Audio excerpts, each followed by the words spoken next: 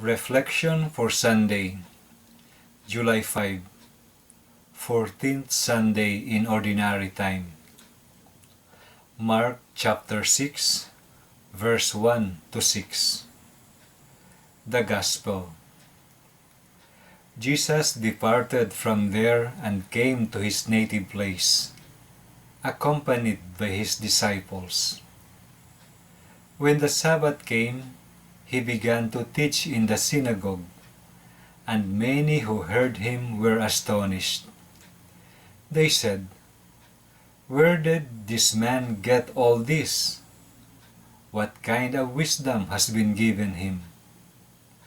What mighty deeds are wrought by his hands? Is he not the carpenter, the son of Mary, and the brother of James and Joseph, and Judas and Simon? And are not his sisters here with us?" And they took offense at him. Jesus said to them, "A prophet is not without honor except in his native place, and among his own kin, and in his own house."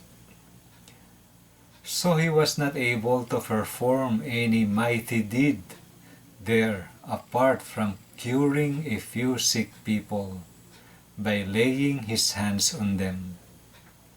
He was amazed at their lack of faith. Reflection.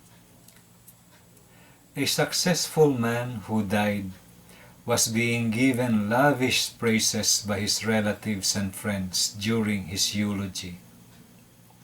Lavish praises that he richly deserved, for he was a good and humble man. Lavish praises that they purposely did not tell him while he was still alive, for they envied him. When Jesus went back to the place where he grew up in Nazareth, he went to their synagogue to give a lecture, and he did it with wisdom and eloquence. Yet Jesus did not receive any congratulatory acknowledgement, not even a simple handshake or a gesture of recognition from his former townmates. Instead, Jesus received from them derision and scorn, because they could not accept that a former carpenter could speak to them with so much wisdom and eloquence. A former carpenter whom they knew very well could someday speak in their house of worship. So they belittled Jesus instead of giving him a well-deserved recognition. Don't we also act oftentimes like the townmates of Jesus?